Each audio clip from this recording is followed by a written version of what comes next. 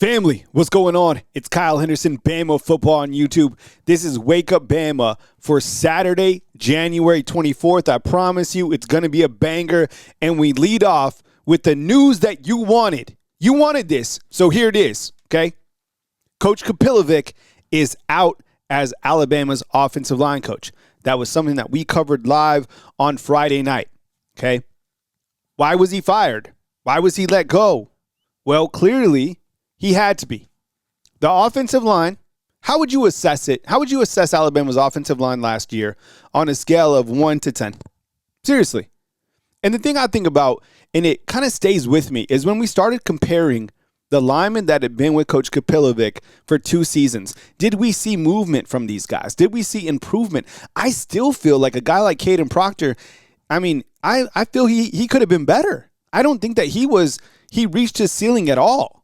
And I think, going in the NFL, and I saw on a mock draft, I think we were talking about yesterday, that he's favored to go late to like the Texans, which would be great for him. But I think he still has a lot of upside. I don't think he was properly developed. Same thing with like a Parker Brailsford, a multi-year guy that was here. He kind of stayed the same, right? Not a lot of improvement. I look at a guy like Wilkin Formby. They tried him out at tackle. They tried him out at guard. He wasn't it. Well, he's another 2-year guy under Kapilovic. And look, if those guys didn't improve, think about the other guys that were behind them that were also 2-year guys as offensive linemen. They didn't improve. So people, after the season, the focus was on the run game, right? The lack of run game. And it was, is it the offensive coordinator? Is it the offensive line? Is this the schematics? Well, Coach Kalen DeBoer has just told you what he thought. He felt that it was the offensive line. And he made a decision, and he'll go a different direction. I found it was interesting, I guess, because I started to think, and I said this openly many different times, that as we got further away from January 1st, I was like, man, I can't see them making a change. And then when I started seeing Coach Kapilovic everywhere recruiting and even talking to people about, the transfer portal, that he was a big reason why those offensive linemen came here. Like, for example, on Friday, he was at Central High School, right? Phoenix City. He was recruiting. Imagine making that long drive and like coming back and then getting the call from Coach Kalen DeBoer. Hey,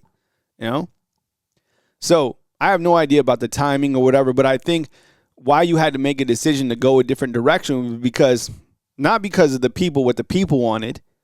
People are always going to want something different, right? But I think just the overall lack of performance, the lack of improvement, there you go, the lack of improvement year over year, and you had to make a change.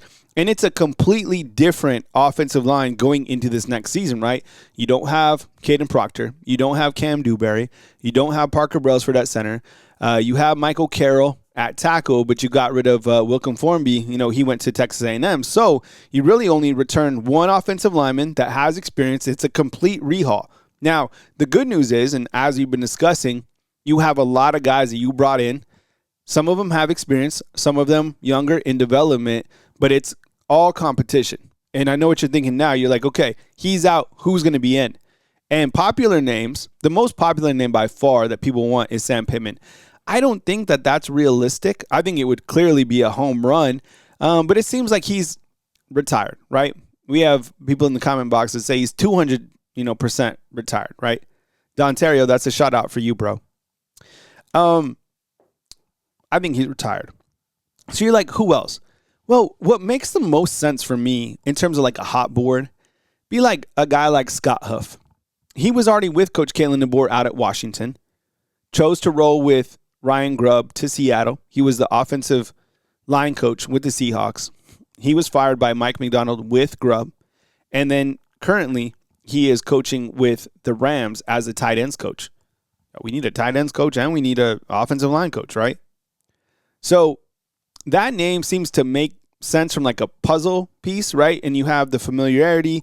He already knows the staff. He comes back on. It's kind of like plug and play. He knows DeBoer. That works out from a symmetry standpoint. But there's also a reason that he got fired at Seattle, right? And the offensive line got criticized there as well. Other people talking about Jeff Stoutland. That's kind of been a name that's been brought up for the Eagles. And I think like people have mentioned, like I think Bill Callahan, Browns, Falcons, Andy Heck. I don't know, to be honest. I do like I would like if Alabama went to the NFL. I said this on kind of the breaking show on Friday night. I feel sometimes Alabama's offensive line is a little bit too heavy, and sometimes we make our athletic guys be unathletic because we kind of weigh them down. In the NFL, it's a different game because you got guys like William Anderson coming after you.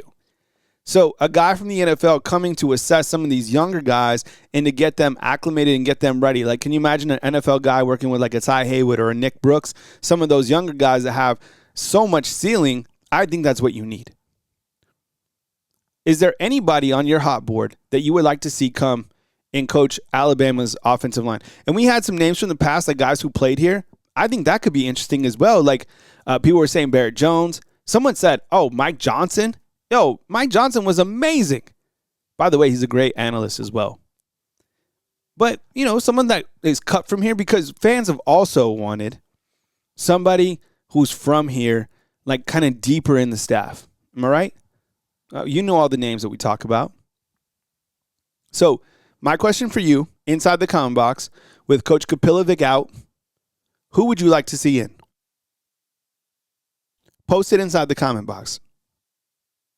Welcome to Wake Up Bama for Saturday morning, January 24th. I appreciate you guys so much. Thank you.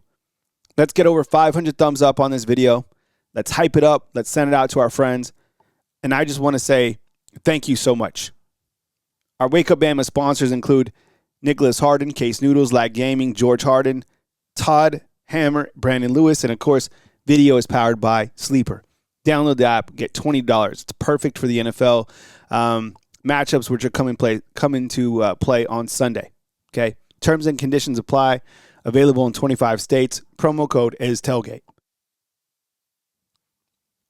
Please support the sponsors. Thank you so much. Also on the show today, we'll talk about the fact that Dabo Swinney, you saw this, I'm sure, laid out the exact formula of how Pete Golding went after Luke Farrelly, right? And that was incredible to see kind of that laundry being aired out. And I think as I kind of connect it to Alabama, think about all the things that are happening. The players that are going here, the players that are going there. It was something else, 100%. We'll also go over college football expansion. And it's going to stall for now. It's at 12 teams again this coming season, thank goodness. I think it's going to get bigger to 16, and hopefully that's where it stays. But I think it's coming. College football just approved jersey ads. What is happening? Where are we going, family? Oh, my goodness. And on top of that, Charles Bediako is going to play. And Nate Oats makes a really good case on why he feels it's okay for him to play. Greg Byrne kind of double backed on that and then kind of look at some big picture. But all that today on Wake Up Bama. You thought it was going to be like a restful Saturday, and I really hope it is. But, the show must go on, and there's news to cover, and we will cover it, and we will continue. So that's where we're at. Coach Kapilovic is out, and we are looking for a new offensive line coach, a new tight ends coach as well, because Brian Ellis got moved to the quarterbacks, okay? So you need a couple coaches to come on board, and we'll see how it goes. But I was thinking about this, and I'm still talking about the Alabama offensive line right now, is like, what do you think the Alabama offensive line needs most? I think physicality, right? You got to have chemistry. You got to establish at least kind of a baseline of starters going into spring football. Right now, I think Delgado and Carroll, but I don't know who else. Do you really have Javen James on the left tackle? And then you have two other guys fighting for a position. I think there's going to be hella competition. And that's what you want, right? And I think the biggest thing is you got to have these guys develop some sort of baseline for the run game identity. We need to be able to run the football. We've talked about it. It starts up front, right? And maybe that's the commitment to the running game. Because we're not going to run the ball just with our running backs. You got to have an offensive line that can push, right? So if these are the guys, and this is the way that we want to go with our offensive line, that's, the run game identity, it has to start. And then, of course, pass protection. That's really a non-negotiable all the time. You got to be tightened up in the pass protection 100%. And I think points to ponder on the offensive line is there more about teaching fundamentals or finding the right five? I think the teaching the fundamentals. We haven't had the proper development. I think the right five will fit into place. We'll figure that out. We got a long time. But I think it's about developmental, developing these players that we got here, the fundamentals, and going from there. That's it. Let's start from the basics. And can a new offensive line coach kind of accelerate that Alabama offense like that? That's another thing to think about. Is this going to be the start of the offense that we really hope to see? Okay, kind of switching gears here. You all saw this Dabo Swinney, Pete Golding deal, right? So if you didn't, I have a video on Bama Football on YouTube. You can watch the full kind of 8-minute press conference of Dabo Swinney laying out the exact timeline, okay? And it revolves around linebacker Luke Farrelly, who is now part of Ole Miss, but it details the alleged tampering. It looks like this is going on everywhere. So it starts out, and Farrelly gets a text message, and I'm paraphrasing all this, but I know the story pretty well because I listened to it a bunch of times. Farrelly gets a text message from Pete Golding, and he was like, hey, what's your buyout? I know you signed, what's your buyout? And he's like, turns it over to the Clemson GM. Clemson GM contacts Ole Miss GM and is like, hey, this has to stop. Like, he signed. The Ole Miss GM is like, look, I can't control Pete Golding. Golding does whatever he wants. Golding texts Farrelly a contract of $1 million. Okay? Ears perk up. You're like, whoa. Okay? Dabo Swinney's like, look, tell him we know what's going on. I'm going to report him. I'm giving him grace because he's been a coach for like 4 weeks or whatever. Same thing. Golding doubles the contract. $2 million. Okay? The GM for Clemson then contacts his agent. I think his agent's name is Ryan Williams. And he's like, what's going on? And the guy's like, I don't know. Right? And they're like, well, he's not here. And it looks like he's going to Ole Miss. And that's what happens. So the GM and someone else goes and meets Farrelly in the parking lot. And Farrelly's like, I'm going to Ole Miss. That's it. And that's where he stands now. So Dabo went to the athletic director. The athletic director went and contacted the ACC rep, contacted like the SEC, and that's where we stand. It is absolutely wild to see Dabo Swinney lay it out from a timeline perspective. It was like watching like a court case. And I think when you're looking at this, this is happening everywhere. And I do not think that Pete Golding is going to have any consequences. Do you? Maybe some sort of slap on the wrist, but I think this is going on everywhere. And it's just kind of an eye-opener to how and why and kind of where we're at with college football. It's off the rails, family. Off the rails. Now, is it entertaining? Of course. Drama sells, right? Drama sells for sure. I think the points to ponder here is like Clemson warned Ole Miss to stop, okay? And threatened like NCAA involvement. And guess what? Ole Miss doubled down. That's how scared they are of the NCAA. They're like, double it. Clemson administration publicly backed Swinney, and they're trying to escalate. I mean, look, I think they just basically took their guy and that's it. Ran into the night. Wild. So, look, is kind of the public accusation, is that going to be the real deterrent now from like tampering? I don't think so. Tampering is going on, period. And are we headed towards kind of like really formal contracts and buyouts? We already have that. We have formal contracts, and they're still getting out. Look what's happening at Duke. Duke is suing their quarterback. He's suing them. It's going back and forth. He's trying to get to Miami. How do you think that's going to work out? The Washington quarterback, he signed a contract. He couldn't get out of it. He's still at Washington. Buyouts. Alabama, I think, is paying a buyout for Zulu, right? Our defensive end Bandit player. Absolutely crazy. Okay. College football expansion talks. Okay. And by the way, family, let's get this video over 500 likes. See where we're at right now. Just take a minute. Look. Have I done my job? Am I over? Okay. Remember, free to watch, not free to produce. I'm asking you to hit a free button. Okay. So thank you so much. The college football playoffs will stay at 12 teams for this coming season. That's 2026. The SEC and the Big Ten can't come to a compromise. SEC is interested in 16. The Big Ten wants to go to 24. Okay? The deadline passed, so we're staying at 12. Now, the current model keeps the automatic bids, conference champs, on-campus first-round games, and a clear path for like a team like Notre Dame just to waltz right in. And I think the biggest issue, we're going to get to 16, I promise you. So I'm cool with that. But the problem is like you still have a committee that is deciding which teams get in. Notre Dame tried to put it in paper, pen and paper, like on a contract, that if they're ranked in the top 10, they automatically just get in. They found a loophole. That's why they don't want to join a conference. There's no uniformity.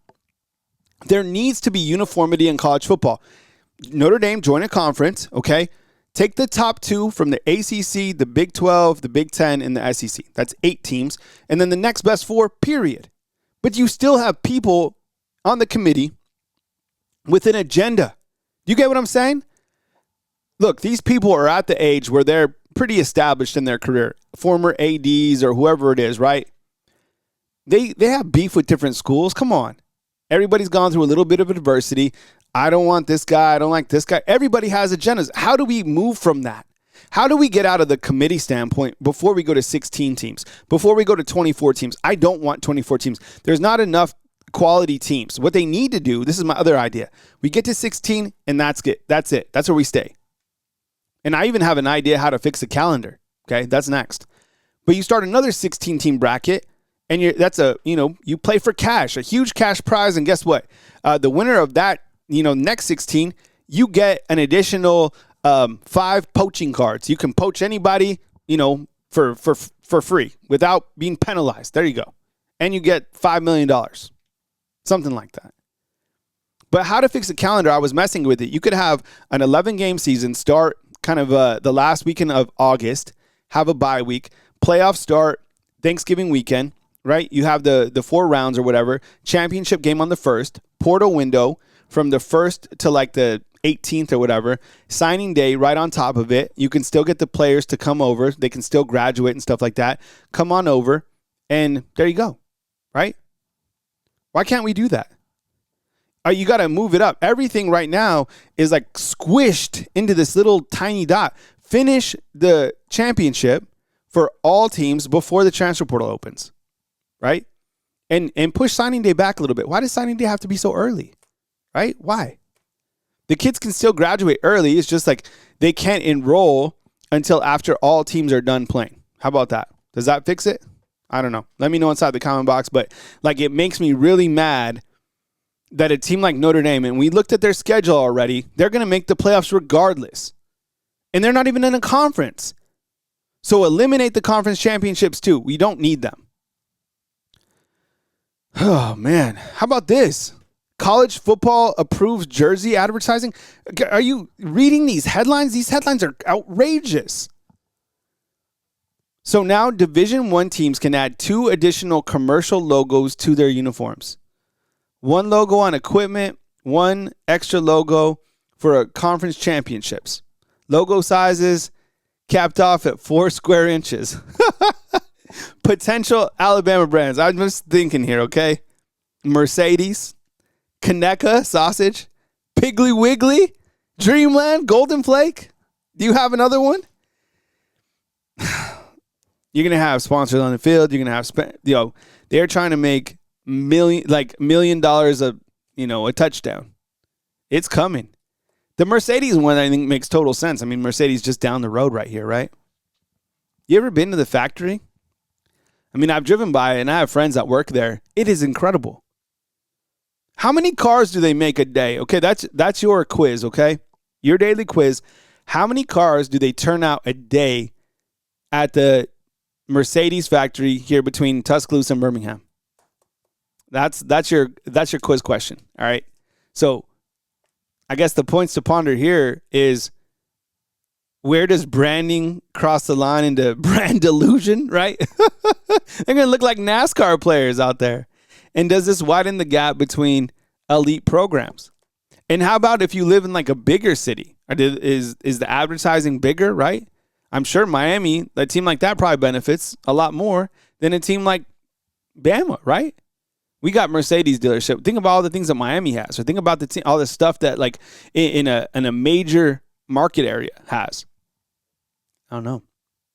Okay. This is another crazy topic that we're at. And that's Nate Oats, all right, ahead of Tennessee, saying that Bediako will play. And I think I might play some sound, see if I can get it real quick, from Nate Oats earlier today. Because, we are really going into an interesting area. Let me see if I can get this real quick. Alabama will take on Tennessee, and as you know, Charles Bediako will play in this game. The following audio is Coach Oats talking about Charles Bediako's eligibility.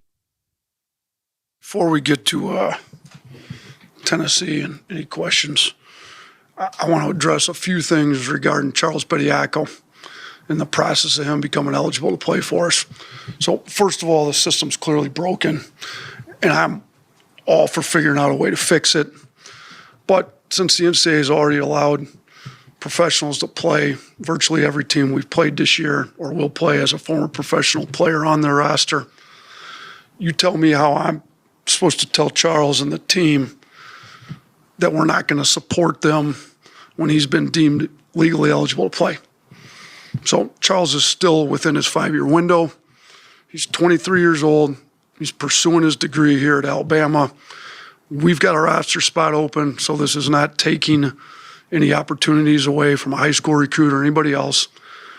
Charles shouldn't be punished for choosing to go the academic route out of high school rather than the professional route like the international players did.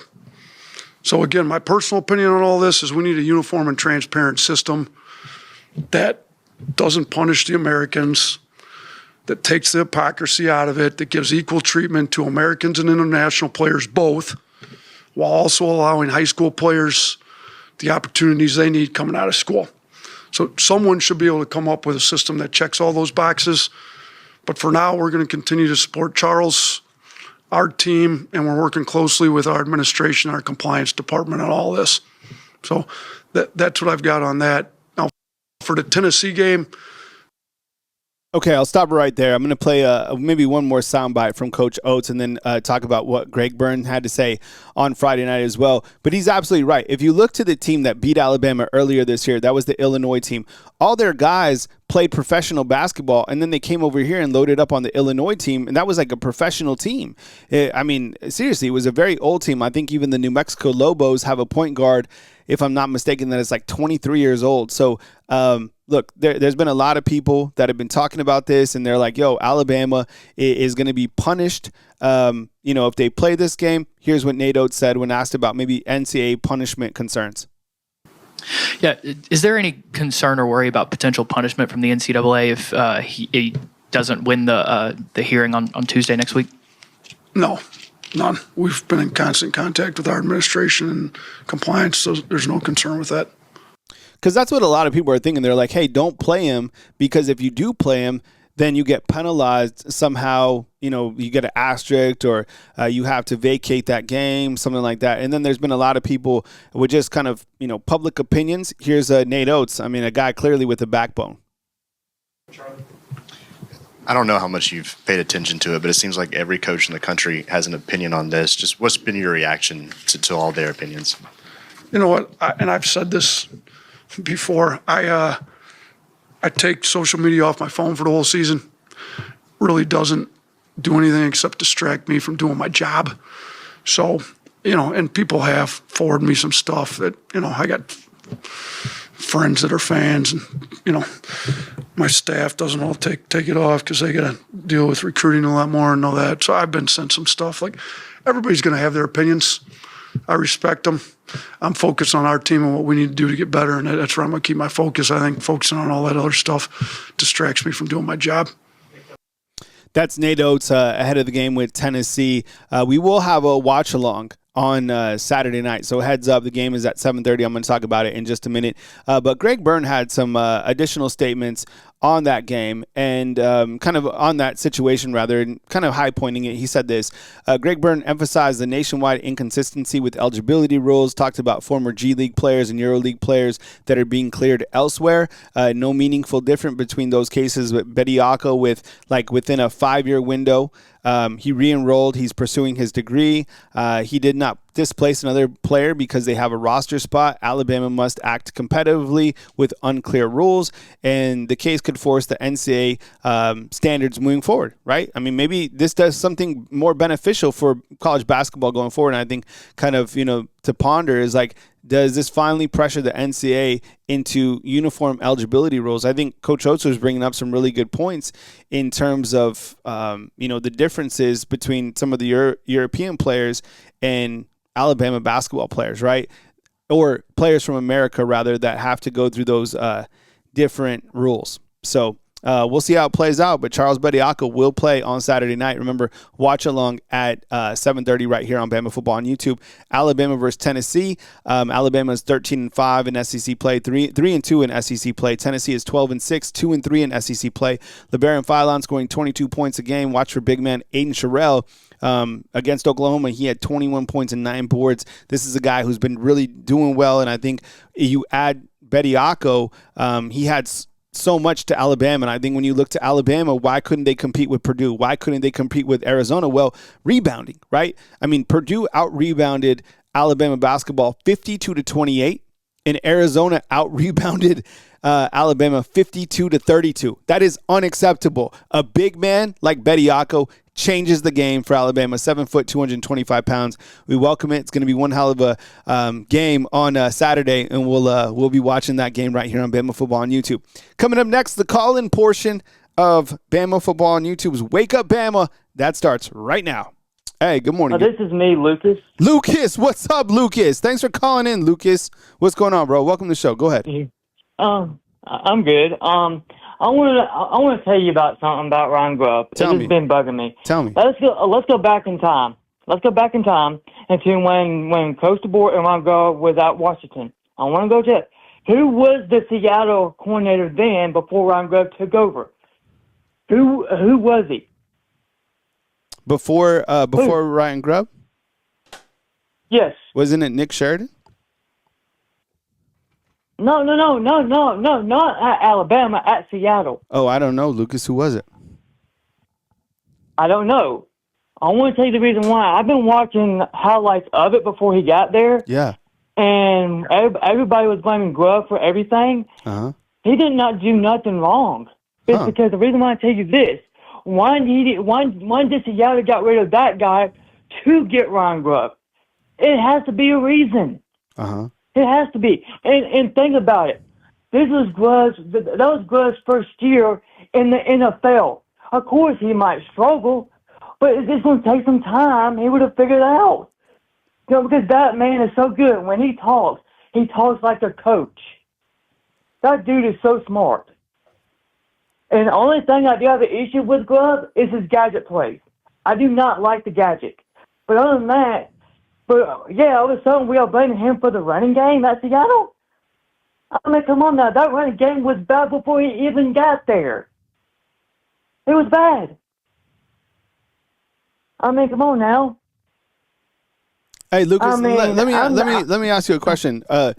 So obviously, I love the feedback regarding Ryan Grubb because you're probably one of the few that has come to bat for him recently, which I love to hear different points of view. I always talk about that. So, one of the things that I'm kind of hung up on, and maybe you can help me kind of get past this, but it's like Seattle was 28 of 32 when he was there running the ball. And then this past year, they were 125 out of 134. So, they've been, at the tail end of each conference under Grubb.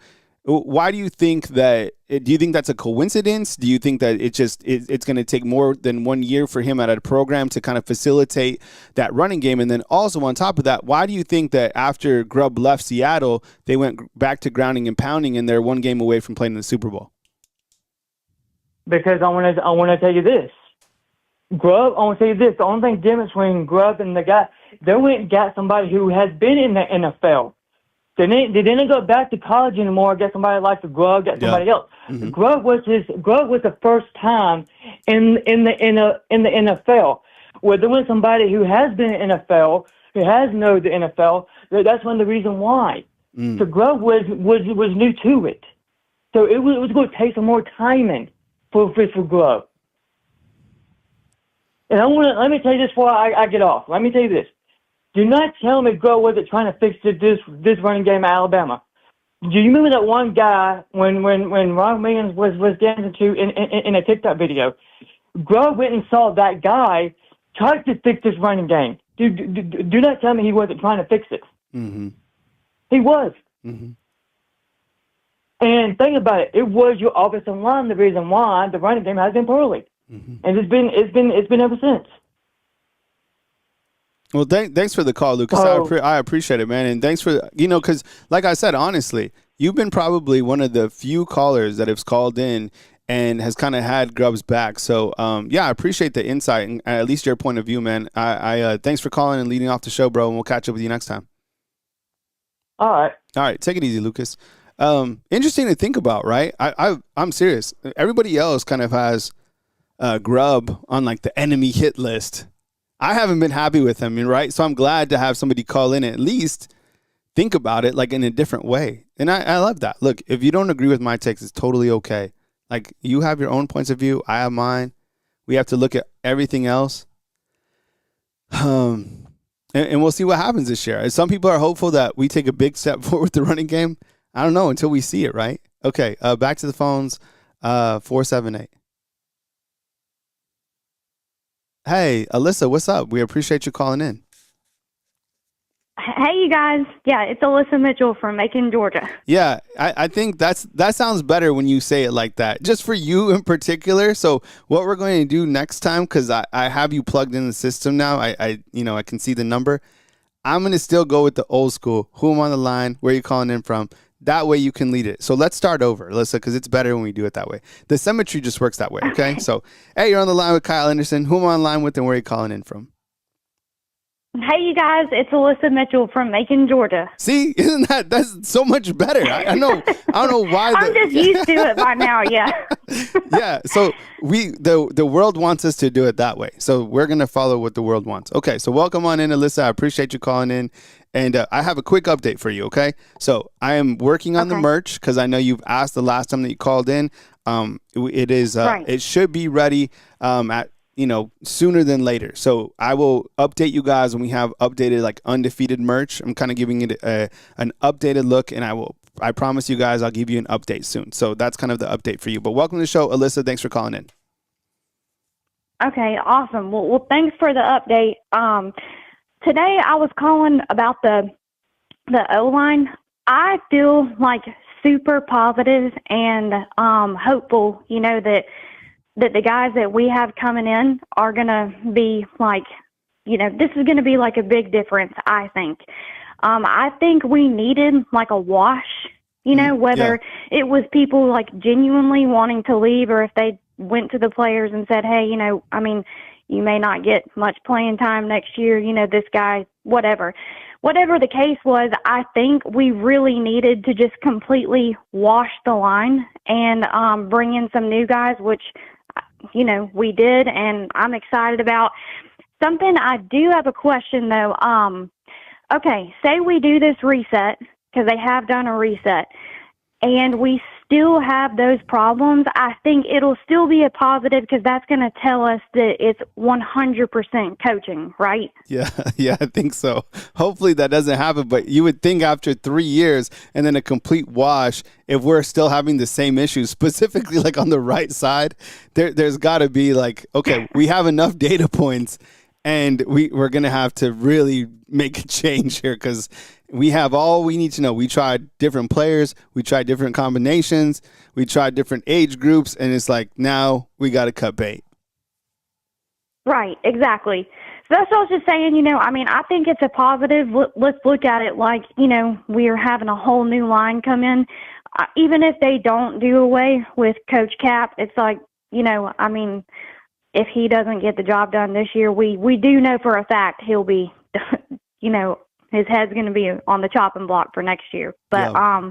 I mean, I'm excited. I think it's a good change. So that's all I wanted to talk about. And y'all guys, let's have a good weekend. And of course, I'll be on the live for the basketball game. Okay. All right. Thanks for joining us, Liz. I appreciate it. Thank you so much. All right. All right, roll tide. Yep, roll tide to you. All right, Alyssa from Macon, Georgia, great caller as usual. During the weeks, she basically has like her own segment. It kind of puts things into perspective for us. Great caller, and a lot of you guys, it's been nice to get to know so many of you on a call basis. Sometimes I feel like you all remember Delilah. Dude, who's old enough to know Delilah? Right? Remember Delilah? She just answered questions, talk life. Do I have to open up like a 8 p.m. window?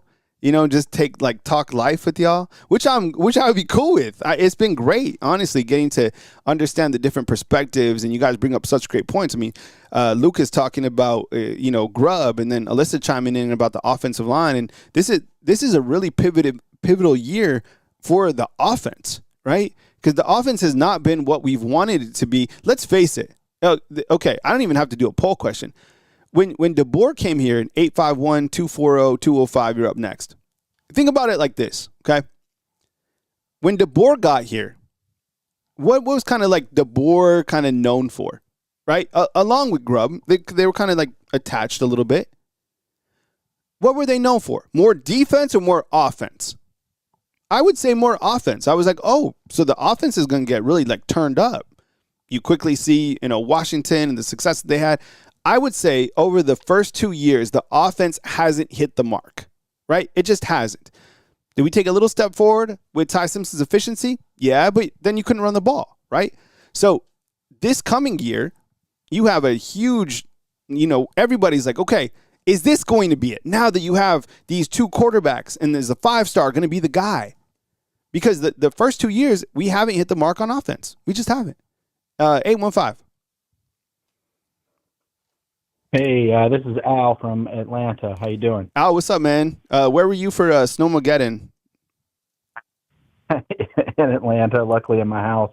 Set the scene for us? Were you stuck inside? Was it like scary to go outside? What happened? Yeah, I lived north of Atlanta at that time and in the middle of kind of nowhere. Uh-huh. So it was great. But I used to live in Chicago, so I totally didn't prepare for it because I was like, I've done this before. And I had 3 oranges and 2 bottles of water to ration over the course of a week. Oh, so, man, that's yeah. Wow. Glad you made it. You went through some adversity. You've lived in Chicago. You lived in Atlanta. You're calling in, and appreciate you coming in. So Al from Atlanta, welcome on in, bro. Yeah, so I'm originally from Alabama, diehard Alabama fan. My family has had season tickets, 35-yard line, about 20 rows up since before I was born. So we're diehards. Mm-hmm. And I am in the corporate world. I've been in marketing, blah, blah, blah, for many years. Mm-hmm. And I haven't liked the DeBoer hire since he was hired. Mm-hmm. And it's because he's not the right fit. Mm-hmm. And I'm not trying to be negative. Mm-hmm.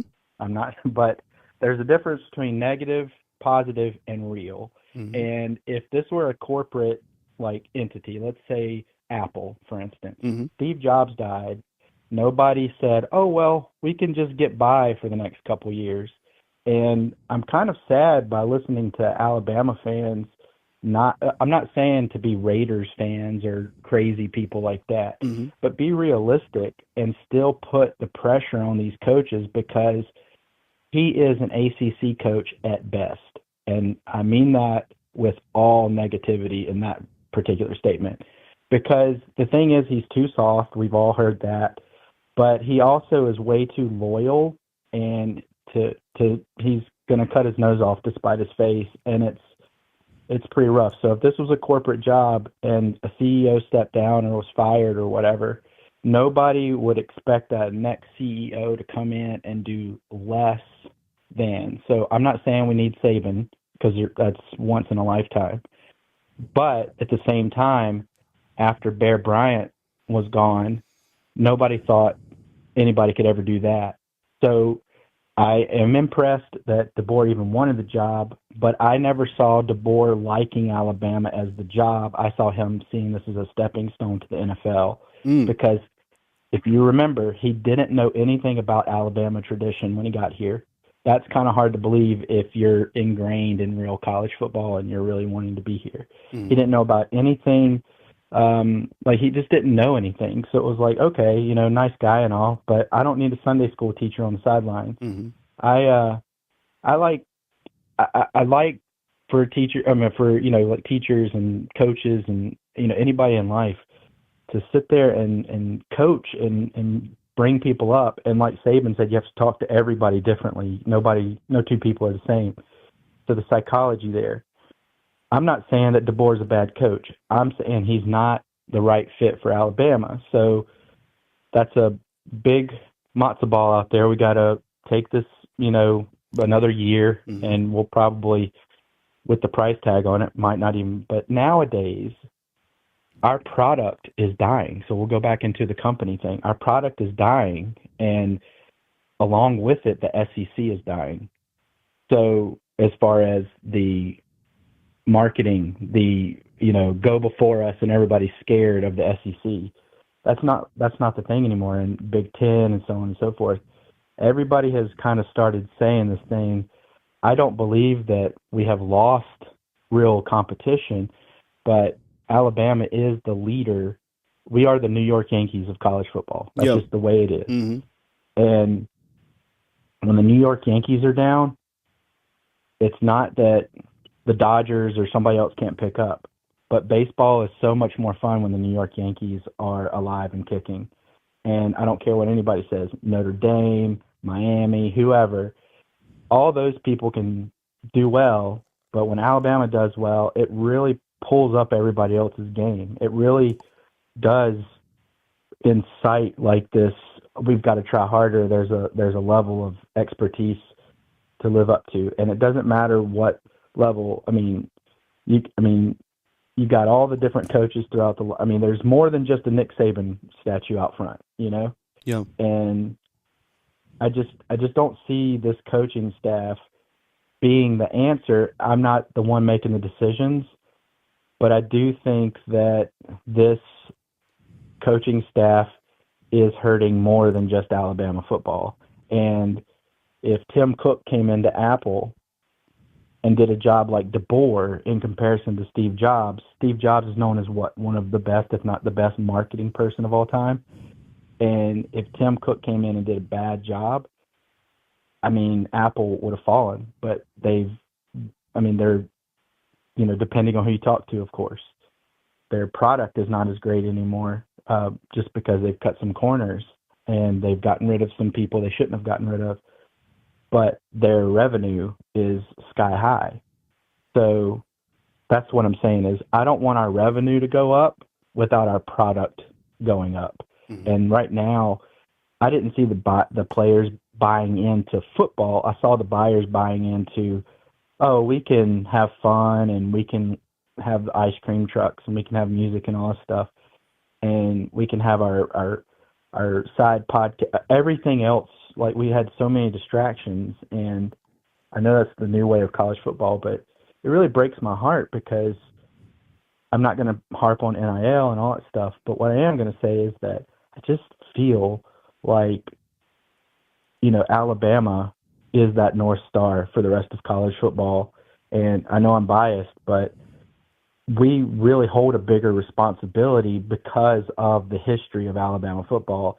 And I am asking the Alabama fans to stop accepting mediocrity like all of these other teams, because look what happened when Indiana didn't accept mediocrity. And now they've got a big, you know, kick in their step. They're excited. So it's one of those things that this can generationally hurt Alabama if we don't nip it in the bud soon.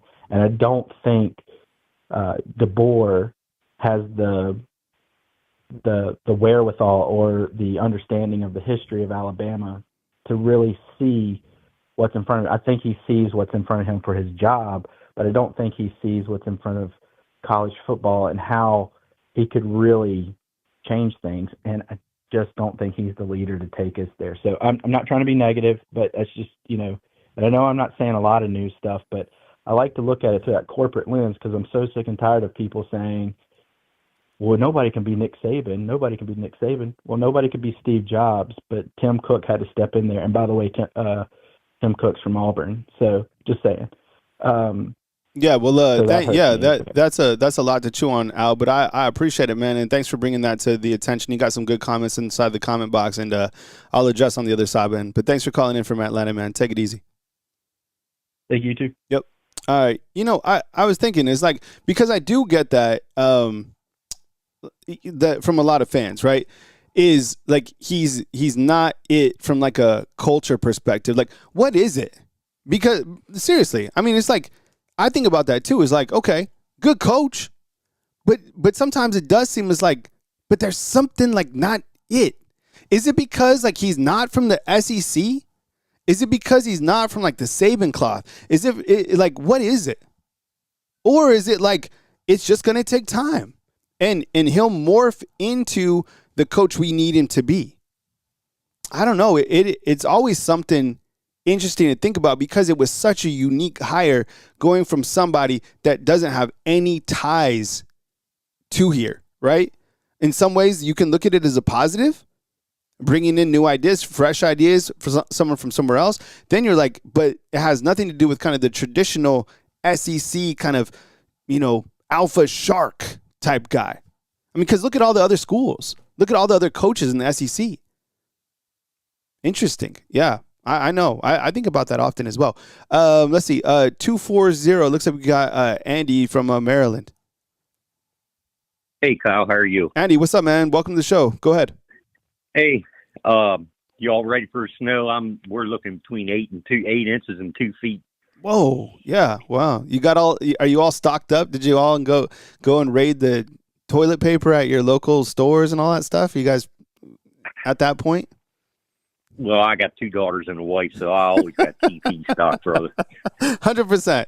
Yeah, I'm a girl dad too. You got to be loaded up on all that sort of stuff just because that's how it is. So, all right, Andy G. Well, welcome on in, man. I hope you stay safe during the snowstorm and come with it.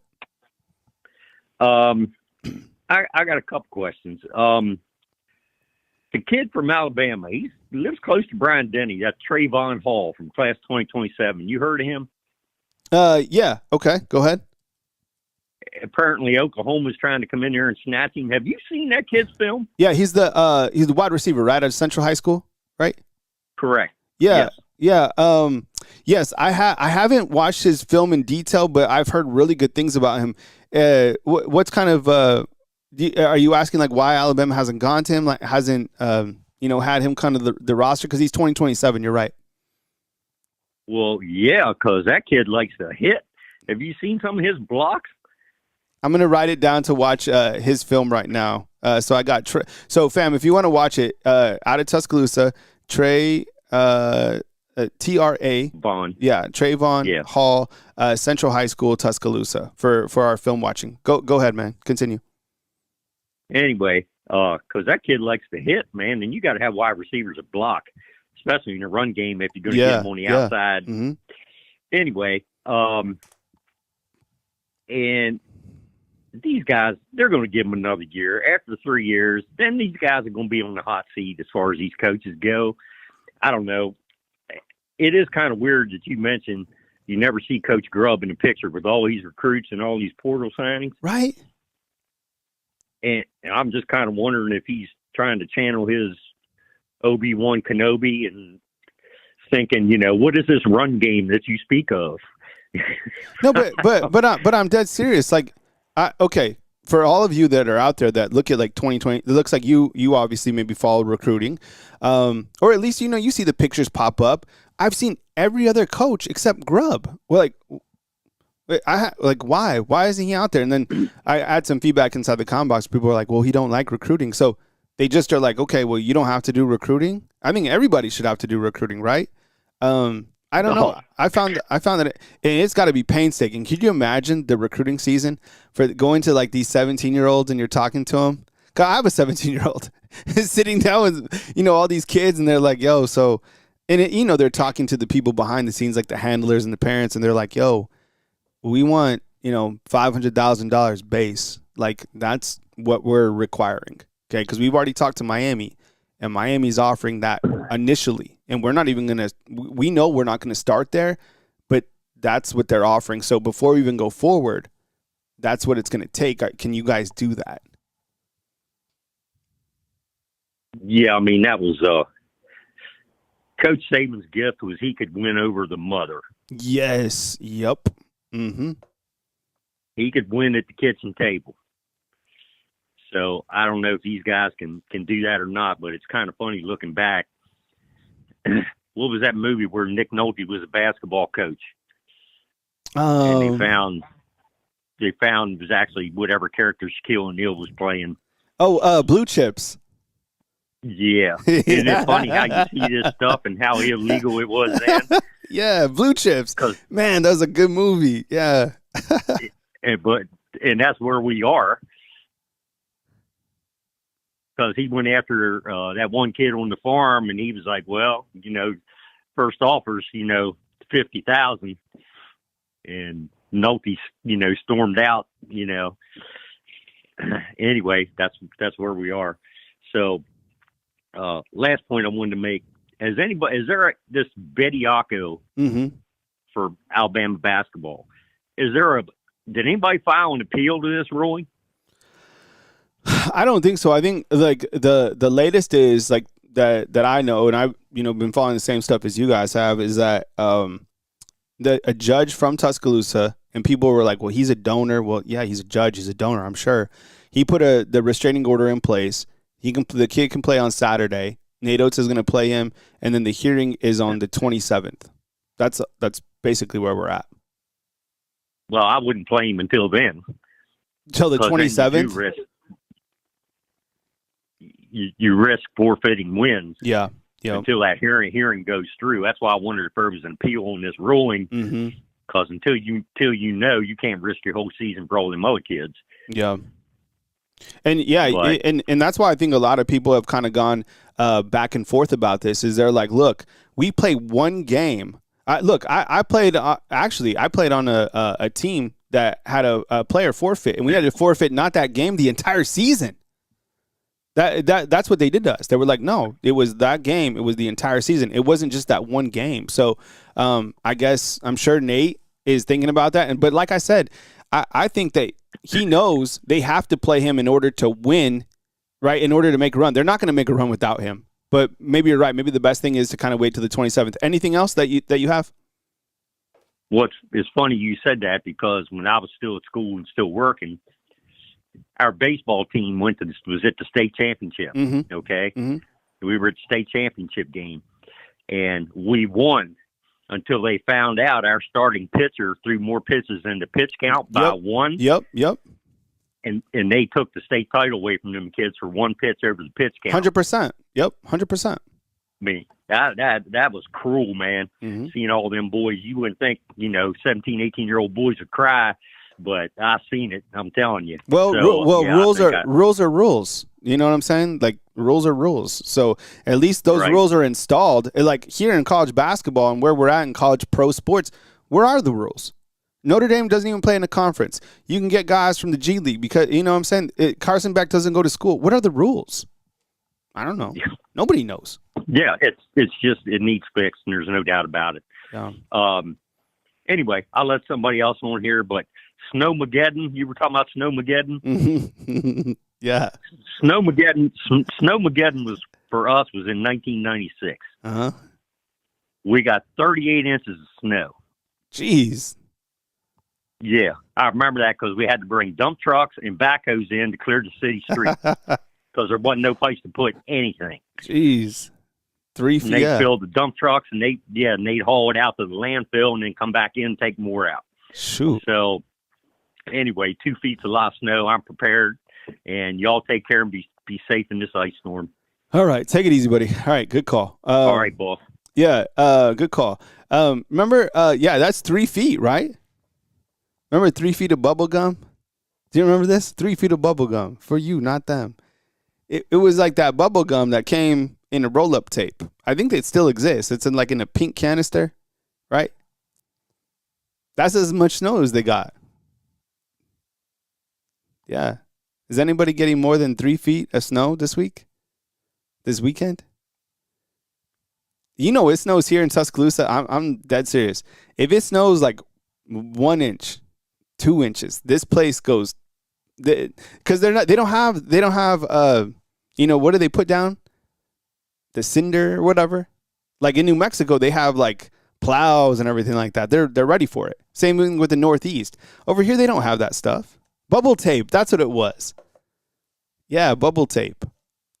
All right. Next card, 205. Hey, thanks for being patient. Hey. Yeah, thanks for being patient. On the line with Kyle Henderson. Who am I on the line with and where are you calling in from? Hey, it's Jason from Haleyville. How you doing, man? What's up, Jason? Welcome to the show, man. Come with it. Hey, I was going to talk about Grub, but the first caller before that brought up Indiana, and I'm glad he did. Yep. Indiana's got something that Alabama does not have. You know who that is? Signetti? Mark Cuban. Oh, yeah. They have money. We don't have a Mark Cuban for Alabama. We don't have a Shark Tank guy for us. Mm-hmm. So we've got to be a lot smarter with our money than everybody else. Love it. And I actually appreciate what Alabama has done with their money, just like you've been talking about, man. They're getting their needs first, and then now they're coming after their wants. And I appreciate that because they're actually smart with it. Mm-hmm. That's what I started thinking about, too. I was like, yeah, go ahead, Jason. Continue, bro. No, go ahead. I'm sorry, Kyle. Go ahead. I was just thinking, I was like, it makes perfect sense to me now after they got all their 18 guys. I was like, oh, it's a surplus. No, they were smart. They got retention. They got all their kicker, punter, right, long snapper, and then they probably had extra money or maybe some donors came, whoever knows, and then they're able to get, like, you think Terrence Green was cheap? Look at all the back-end guys that they got. All those guys were big-ticket items, in my opinion, so I think they approached it a smart way, gave them more time to evaluate those type of guys, and then they're able to bring it in. Go ahead, Jason. Exactly. And our necessities was we have a good field goal kicker last year, place kicker. No, we didn't. Our punter was off half the time. Yeah. Our punter from North Alabama, I'm from where he punts from, so. And I've seen him in person, man. The guy's phenomenal. But with Grubbs, everybody's talking about how it's Grubbs' fault this, Grubbs' fault that, because our line play. Does Grubb coach the offensive line in the NFL? I don't think and so. He doesn't. Yeah, exactly. He doesn't coach the offensive line at Alabama. So he can call all the running plays he wants, but if the line coaches aren't doing what they're being paid to do, which is to develop offensive linemen, it doesn't matter how many play calls you run. If they're not being developed, whose fault is it really? Is it Grubbs or is it the offensive line coaches? That's just my take, man, and I'm just a simple person, you know what I mean? Me too, bro. I'm a simple person as well, man. I swear to God, dude, I'm just a simple dude. So that's why I like hearing all points of view, because if I knew everything, then I wouldn't have to have the call-in show. So I'm like, okay, yeah, that is a good point of view. I'm like, I'm gonna write that down and think about that. So anything else, Jason? No, that's it, but I appreciate it, man. Yeah, take it easy. Yeah, Jason with a damn good point. You know, they do have Mark Cuban. Bama doesn't have who is Alabama's Mark Cuban? Because what we have Yellowwood here, right? But he's on the bad guys team, right? Who do we have? I don't know. We need somebody to invent something. I thought that was a great question, because now look what Cuban's been able to do. He's been able to go out there and literally get like anybody, being able to pay anybody. That's a lot of cheddar that he has. And guess what? And you know what? Alabama does have money. It's just older money. It's like conservative money. They're not abreast of like these new ideas about NIL and paying players and stuff like that. You know what I'm saying? There's plenty of families with money here, but I don't think it's like conservative money. Where I think like Cuban's like new money. New billions, like let's do whatever. Yeah, that's cool. Shark Tank. Yeah, a sticky thing on the wall. I'm down for that. Interesting, for sure. Yeah. So that's kind of where we're at today, fam. I hope you guys enjoyed the show. Did you guys have a good show? I had a good show. I was looking forward to it. Yeah, and we'll keep track of the news as it happens. We've had some recruiting news over the last couple of days, so we got you covered when the news breaks. And you're right, Fromm. Yeah, I think that's a really great point. Bama has donors everywhere, not just Alabama, like everywhere, global, right? 100%. Well, thank you so much for joining me today. I really appreciate you guys. Hope you all had a great show. The topics are insane to talk about. It's like where we're at. I mean, I wonder if it ever gets fixed, but like kind of low key, I hope it doesn't, because the topics are just like astronomical. It's wild, the things that are happening. Maybe one day we'll get to some place where it's like uniforms, but I think we're probably a far away from that. Doesn't it feel like? I mean, and now this Bediako thing, this stuff's on the home front. It's just right here at Coleman. We'll see how it goes. Stay warm, stay safe, right? Don't raid the store of TP, right? You know why toilet paper gets like raided and people freak out? Do you know why this happens? Oh, Amelia's saying that I'm showing my age with the bubble tape. Yo, I know, but that's where I'm at. Yeah, the bubble tape, the Big League Chew. You know what else? How about the ring pop? Remember the ring pop? Yeah, I could go all day with the old school. But you know why toilet paper makes people freak out, right, when it's gone from the stores? It's because, I'll tell you guys on the next episode. Just kidding. It's because it's large, right? So it's a large, literally a large item. So they have a ton of it in the back, but when it's gone, it takes up a big space, right? Like, let's say like me, From, and like Stony Lunsford went over and bought like 5 rolls of toilet paper, right? Big ones. It would look like things were wrong. So then people start panicking when they see that stuff going off. It makes perfect sense. All right, fam. I appreciate you guys. Thank you so much for kicking with me today right here on Bama Football on YouTube. Today is Friday. Today is January 23rd. Today is Feel Good Friday. And I appreciate you guys right here on Bama Football on YouTube. Wake Up Bama every day, 4 a.m. Like putting it together. It's a grind. But I like it. I like hard things. It's just like I like challenging myself. I've always been like that. It sharpens me, right? I don't like to fall off. Right. Hey, family, thanks for watching Wake Up Bama. I appreciate you guys being here. Remember, news as it happens, rain, sleet, snow, Saturday, Sunday, Monday. We got you covered right here on Bama Football on YouTube. Remember tonight, watch along. Come hang out with us, right? Put your PJs on. Come hang out. You want to get dressed up? That's cool. Whatever. Be yourself. Come as you are. Saturday night, 7:30 p.m. right here at Bama Football on YouTube for the watch along. Stay safe. Have an enjoyable Saturday. Run the thumbs up on this video. Over 500. And if you liked it, let me know inside the comment box. And we'll catch up soon on Bama Football on YouTube. Thanks for watching.